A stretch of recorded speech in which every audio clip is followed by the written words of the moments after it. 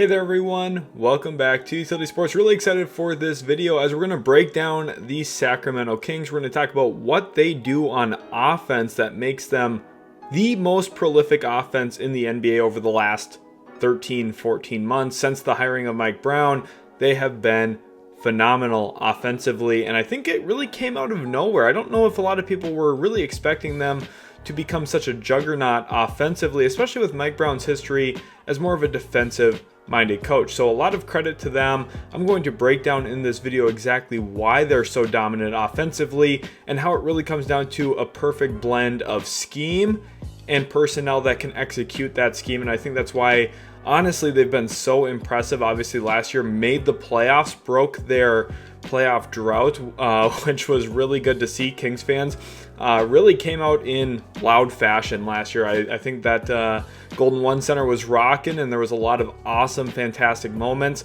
So I really wanted to use this entire video to not only break down what we saw last year from the Kings, but some of their continued success this year, and really break down why this team is so darn good. So if you guys do enjoy, make sure to leave a like, subscribe to the channel for more content, and let's jump into it here now with the reasoning. And it really comes down to a very simple action in basketball, and it's the DHO. What does DHO stand for? It stands for dribble hand off. And they have arguably the best big in the business when it comes to DHOs in Domantas Sabonis. He is so fantastic at it for a variety of reasons. In the example here you see on the screen, Sabonis is the 5, okay? So he will start with the basketball in a lot of the DHOs that you see in this video because it's a big part of the way that they run their offense. We'll break down exactly what their offense is called in just a second, but it's essential to know what a DHO is first in case you don't know. Some of you might know already, that's okay. We're gonna go through this part pretty quickly. In a DHO, the player with the ball essentially dribbles at the defender of the guy he wants to hand the ball off to. So assume he wants to hand the ball off to the one here, which would be maybe De'Aaron Fox in this case. He's dribbling at De'Aaron Fox's guy.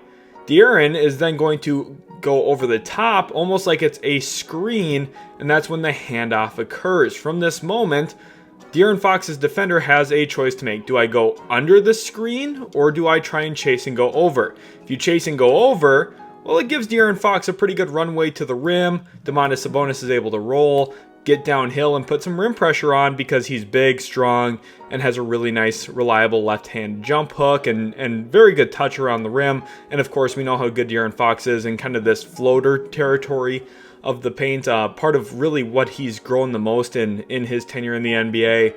So DHOs are a really fantastic weapon because if we were to go back, kind of restart this thing and restart with another DHO, again, let's say he dribbles at, let's say Fox comes over, gets the basketball, let's say Fox's guy this time goes under the screen, well, you're seeing Fox just open, and Fox is able to let that thing fly and cash it because, well, he's open.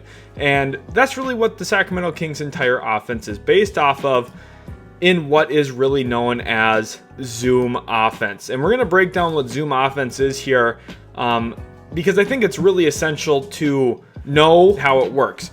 So let's get into what zoom offense technically is. Really, it's the usage of 5-out spacing most typically to generate a ton of dribble handoffs, cause confusion. There's good off-ball screen action, there's a lot of cutting, and it's very high paced, which was a big part of what the Kings were last year as the fastest paced team in the league. They were running people off the court because they were getting up and down so fast. Domantas Sabonis is a really good pace pusher for the Sacramento Kings. That's a big part of what they do and why they're so successful in offense.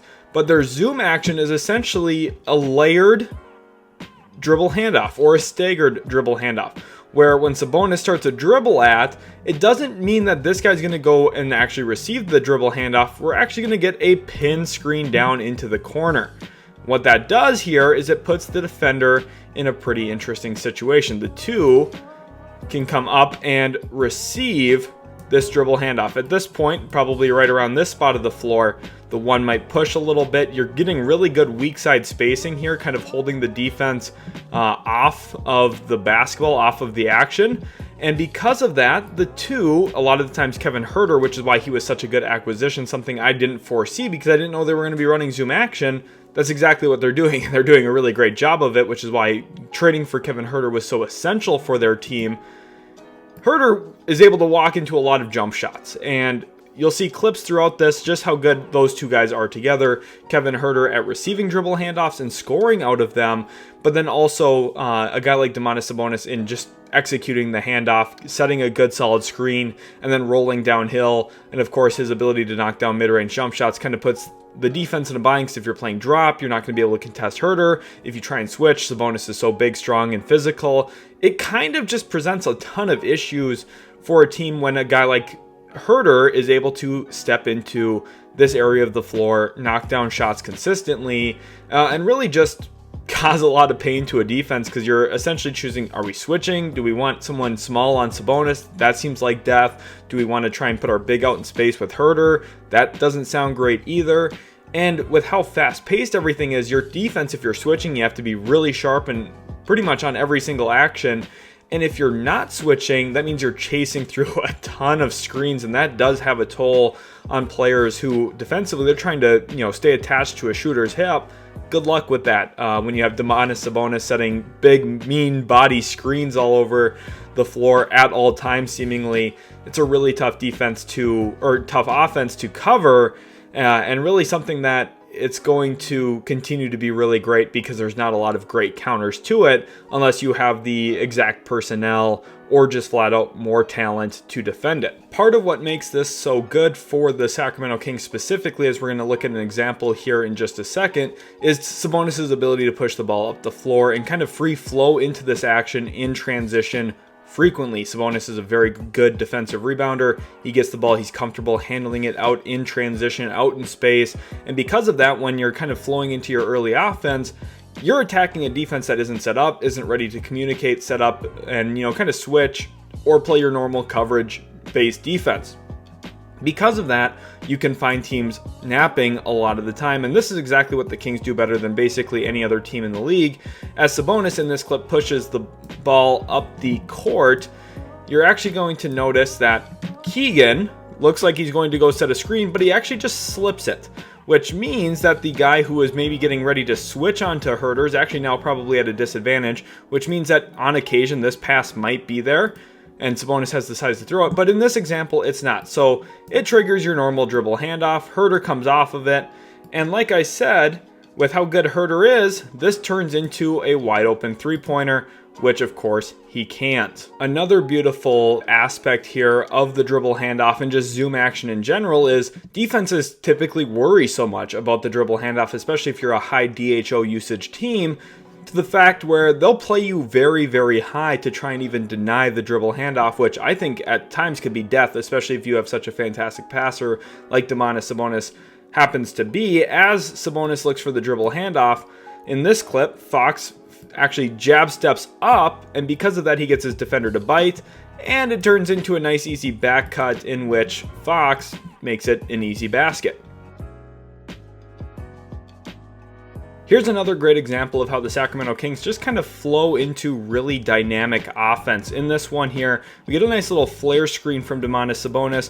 Huerter takes it, and it also happens to be kind of a lift here to get kind of a high entry pass to Sabonis here on this play. So as Sabonis flashes, the ball actually flings to him here at this spot.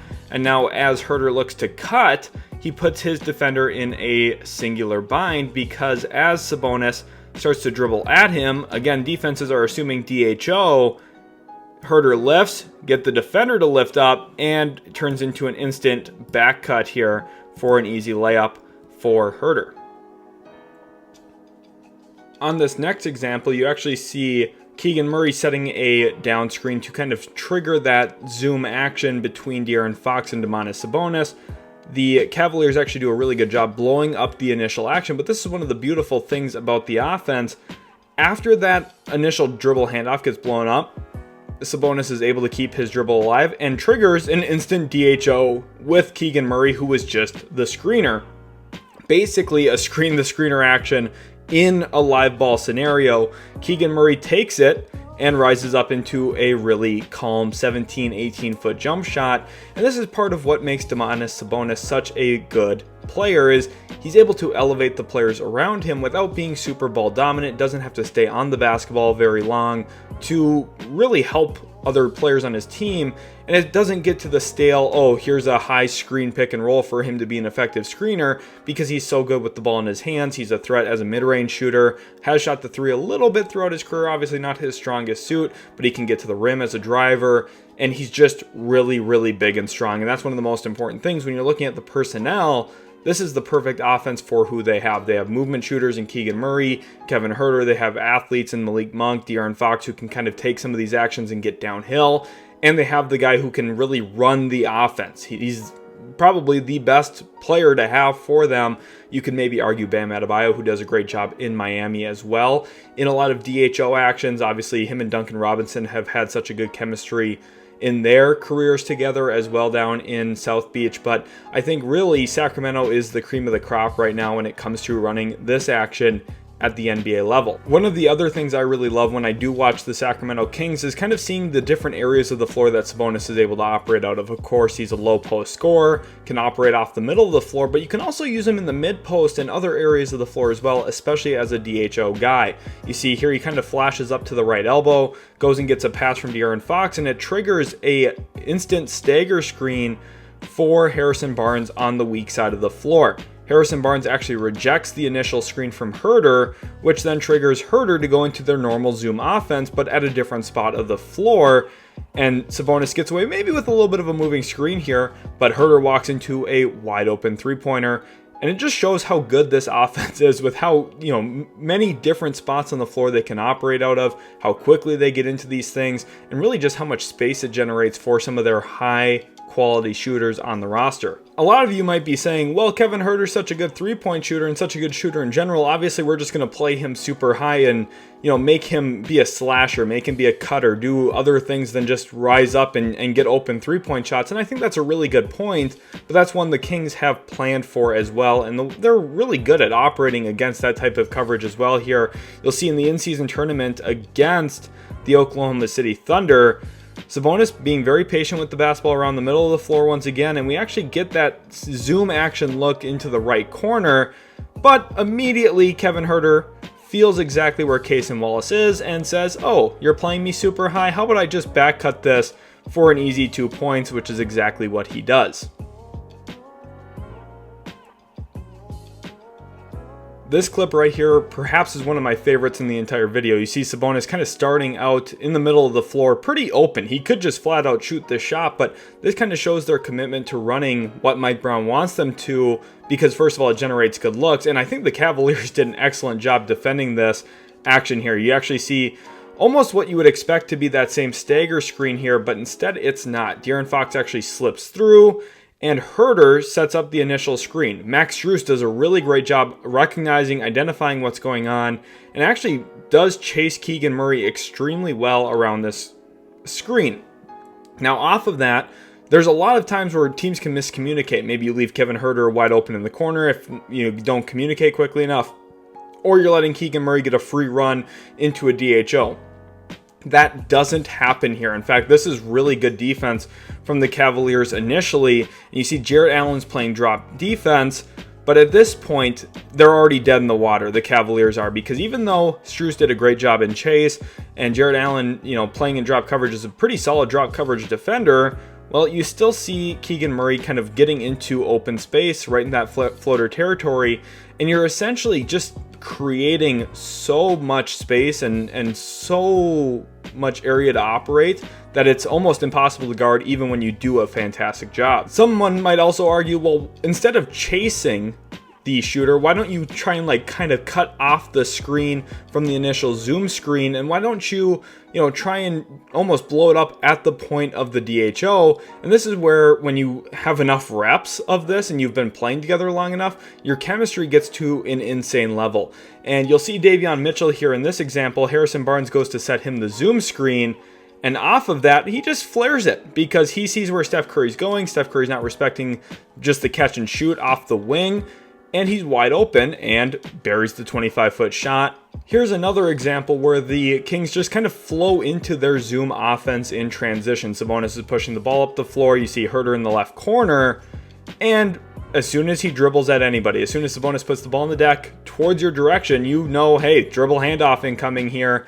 And all of a sudden, Huerter's taking the basketball and he's rising up into a 15-foot jump shot because it's wide open. This really kills drop coverage. And again, with their personnel, it does make it very difficult to switch, especially with how high-paced and quick their offense is. The max turbo super speed offense is really, really difficult to cover, and it makes the Sacramento Kings such a good threat on offense. I think my absolute favorite pairing in the dribble handoff kind of combinations that the Kings have has to be their two best players, Domantas Sabonis and De'Aaron Fox. Even though Kevin Huerter is such an excellent player out of DHOs and does so much for them, De'Aaron Fox's speed is just so unique in the NBA that it's almost impossible to cover, especially since he's really grown as a shooter since coming into the league so many years ago. He is really a dynamic threat out of this because you can't comfortably go under. You don't want to be giving up wide open threes to the Kings' best player, but you also have to try and respect his speed, and it's really impossible to do that with how the Kings are able to operate. Here in this one, you see Harrison Barnes, after inbounding the ball in a sideline out of bounds, he goes and sets the zoom screen immediately for De'Aaron Fox, and Fox is going toward his left hand here. This is part of the genius here in the way that the Kings are operating, is they're setting up their players to their strengths. You get De'Aaron Fox to his left hand attacking downhill. Gary Payton II, a really good defender, tries to get around the screen. Good luck. And once De'Aaron Fox gets to about 13, 14 feet, and he starts to rise up for a floater, if you're not there covering him, it's going to hit the net. And not in a bad way. It's going to go in pretty much every single time. Another example of how dynamic this really can be and how, as your players get better and better at running it, you have so many options out of it. In this example, Harrison Barnes again rejects the zoom screen, and Keegan Murray instantly says, oh, I'll just flip my hips and go take the dribble handoff myself. I know it's there. And off of that, Keegan Murray rises up into a 25-foot three-pointer, and again, it's butter. As you watch a collection of some of these DHOs and just everything you're seeing from the Sacramento Kings in terms of their zoom offense, how quickly they get into these sets, how effective they are at generating space, which is really all you can ask for from an offensive perspective, is how do you create open shots? And zoom offense does that better than arguably any offense in the NBA. Even if you look at some of the best players in high pick and roll, like Luka Doncic, Trae Young, some of those really ball dominant guys who are super good at attracting in defenses, getting paint touches, and creating open shots for others, sometimes it takes a lot of work to get into those actions and to get to spots on the floor where the defense has to move and act and get you out of spots where you're open. And I think for zoom action, it's so quick and it feels so easy. It's such a fluid offense. It's really easy to be continuous. If it gets blown up on one side, you could always flip your hips, attack the other way. Now, the Kings typically do like to push Sabonis toward his left hand. They like Fox going toward his left hand if possible. So there are things. They like Huerter going to his right hand, Keegan going to his right hand. So with a really good scouting report, you can perhaps try and blow some of these things up. I always think one thing I would do if I was coaching against Domantas Sabonis is I would flat out blitz him from behind. Anytime he turns his back to a defense, I'm going full wolf mode, and you got to go get the basketball. You're going to blow it up there. You're essentially doubling the handoff from the backside, which is really unique and something I haven't seen an NBA defense try yet. I think that's what I would do. Now, who knows? With the guard play there in Sacramento, it's possible that 3 minutes into that decision, I'd say, oh my gosh, pull the plug. But I think that there are things that you could try to slow down the Kings, which is a really tough task. And honestly, we've seen it last year in the playoffs when the Warriors won in 7 games against them. It really came down to if the Warriors could outscore them. It never really was a question of, can the Warriors consistently get stops on Sacramento? And that's one of the beautiful things about their offense and just offense in general. If you feel confident, you have a really good shot to win. The Kings, I think they're still building up parts of their defense, but it makes it really easy for a GM as well to say, okay, what pieces are going to fit in next to a Domantas Sabonis level player? And there's questions of, you know, is Sabonis a great player? Is he an elite player? What is he, right? Can you win multiple playoff series with him? I'm not exactly sure yet. I think that Sabonis does have a little bit more of a limited ceiling. Part of that comes down to his reliance on his left hand as a scorer, some of his reluctance to score the basketball, some of his shooting inefficiencies, especially beyond 17, 18 feet. There are some flaws in his game for sure. I think if he, were to, really bolster his right hand, it would cure a lot of those issues. And I do think with how he is talented, like with how many talents he has with the ball in his hands, he is a really unique big. And one that you can win with at some level. I'm just not exactly sure what level. You might need to have the exact right talent. But for a team like Sacramento, people throw out names of, oh, should they go get Luka Doncic or whatever player?